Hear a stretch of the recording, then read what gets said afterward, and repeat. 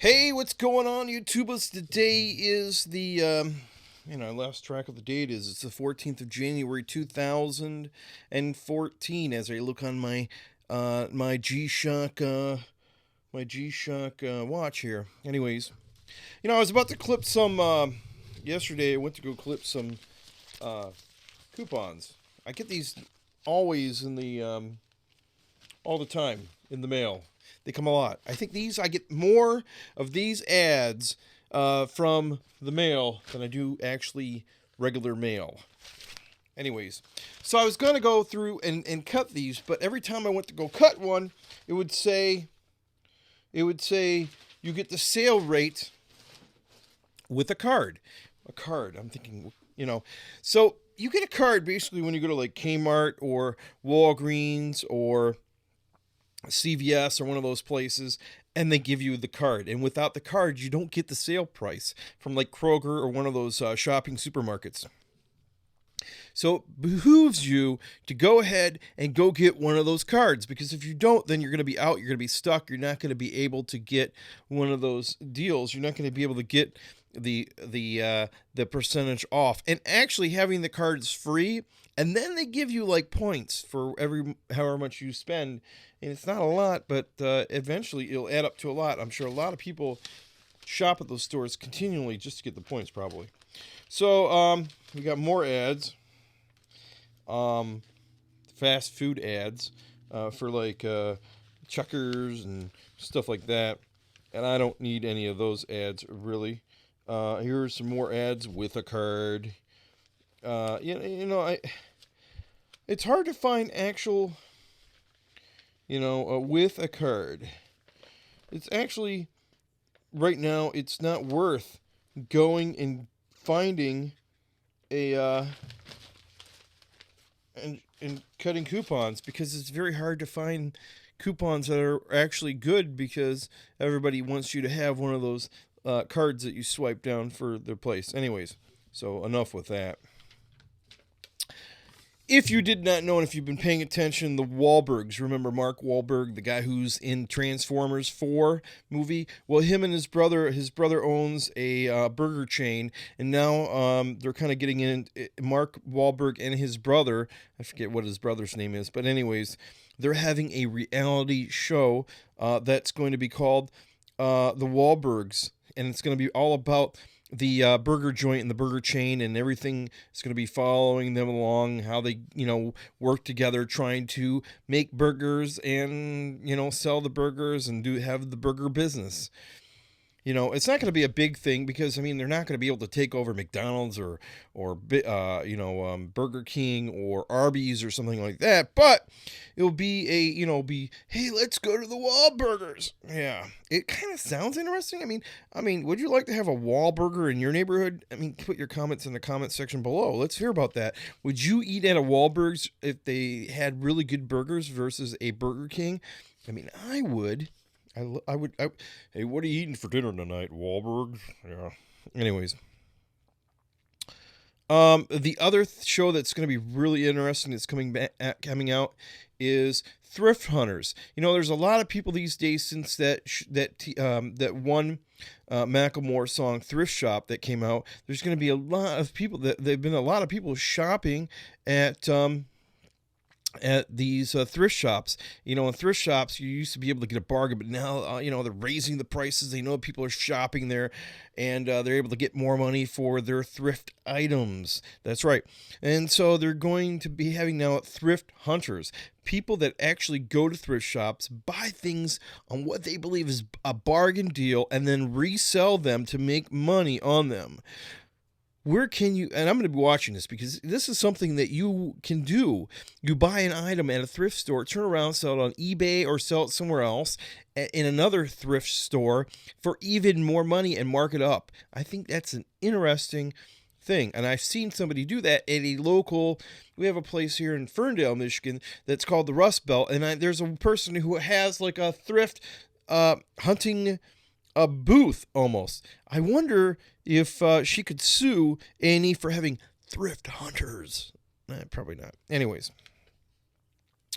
so oh yeah, And then they're going to have another show called Sex Sent Me to the ER.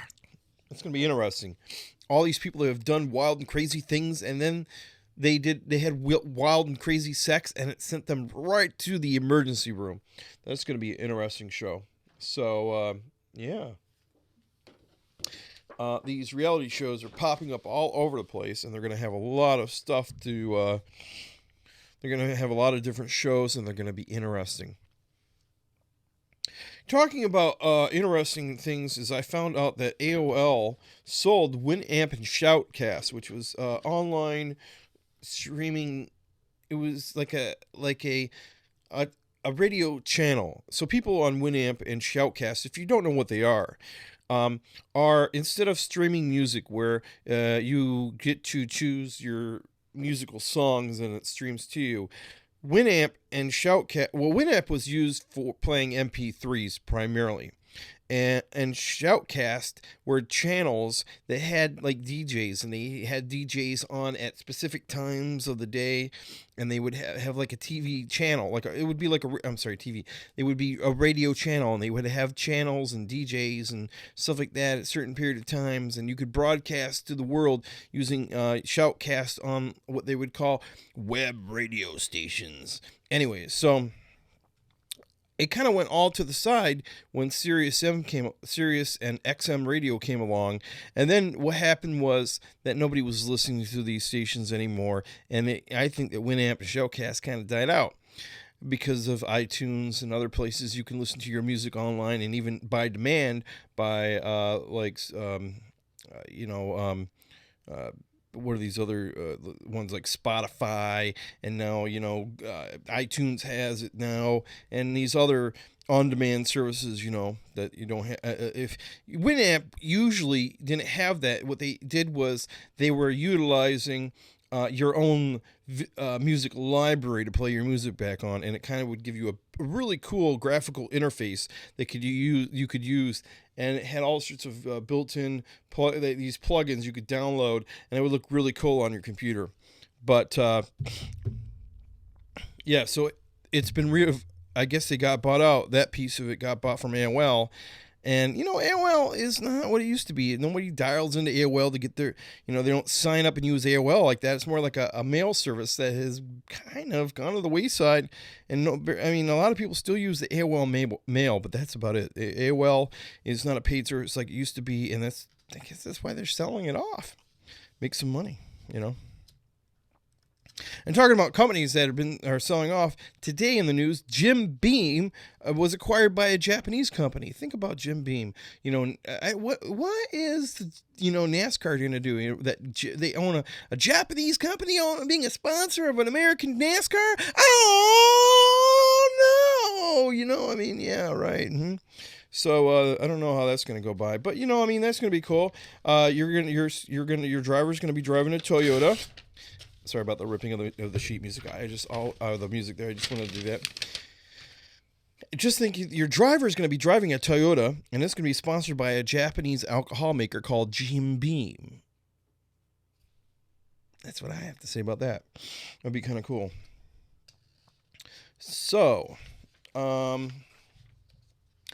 all I have for you right now. I have other stories, but I'm trying to save them, and we'll be talking about some more in another video down the line. Let's see what else we can dig up here. Some cool stories that I've been saving that you might want to see here in the future. I got them over here. Butterfinger says that they're launching peanut butter cups with a Super Bowl ad. Yeah, Butterfinger.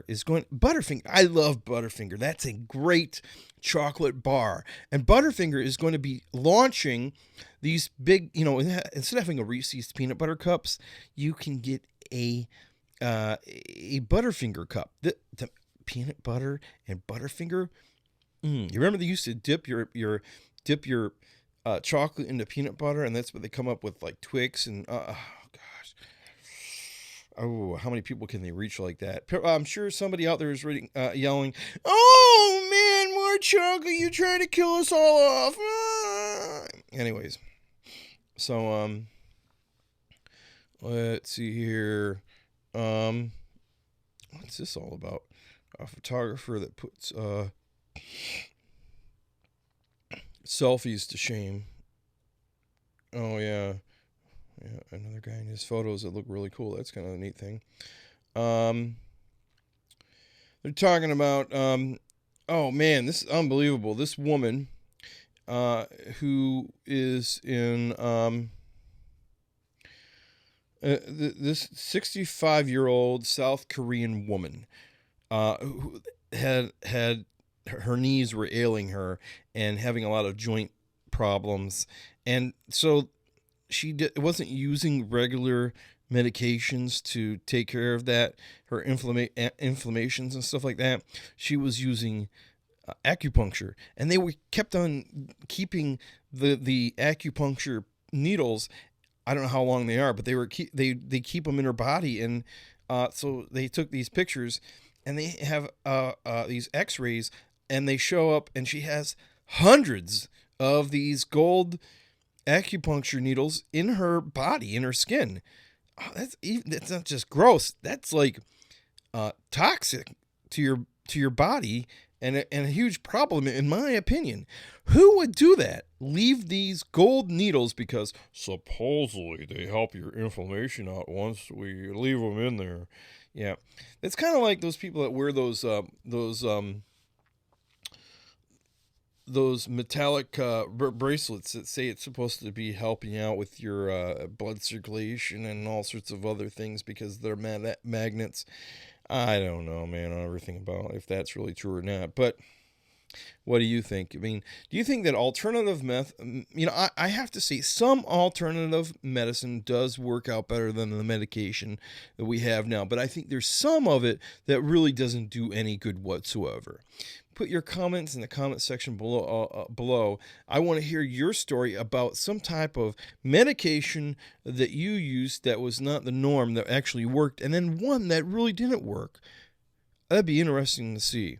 Let's hear your thing. I mean, would you leave some gold needles in your knees so that you could, underneath the what the acupuncturist told you, and believing that they were really going to help you out for the long run, and then there's hundreds of them in your kneecap, and then when your knees are still hurting, they take a picture of you and they go, wow, yeah, it's exactly what happened. So interesting times. I can't believe it myself. It's kind of weird and wacky. So that's a very strange thing. Let's see here. We talked about the Butterfingers. New York. Here's a story from New York. A New York woman was sentenced Monday under New York State's granny law, whatever that means. 1 year in jail for punching an elderly woman greeter in the face after a Christmas Eve shopping spree. It was the second time the upstate New York woman, Jacquetta Simmons, 28, was sentenced in Genesee County Court after her original sentence of 5 years in prison was successfully appealed with an argument that it was so harsh for the first-time offender. Yeah, so then she goes out and clocks a granny at the Walmart greeting thing. She says one punch should be enough to trigger New York's tough granny law, which calls for harsher penalties for elderly people. I mean, why did she get into the argument? I'm trying to read this. It says that it doesn't say why what their argument was about, but it just says that she hit her. I mean, why would you hit somebody anyways in the store that was the greeter at Walmart? I mean, what kind of argument could you get into at somebody in Walmart? Why is it that you had to point me in the wrong direction to the underwear place and when I was looking for screwdrivers? I don't understand. I don't know why. I don't understand. It makes no sense at all. Why the heck that this woman punched a Walmart greeter in the head, and it was an elderly woman of all people. Come on. You're not making any sense. But hey, a lot of people don't do things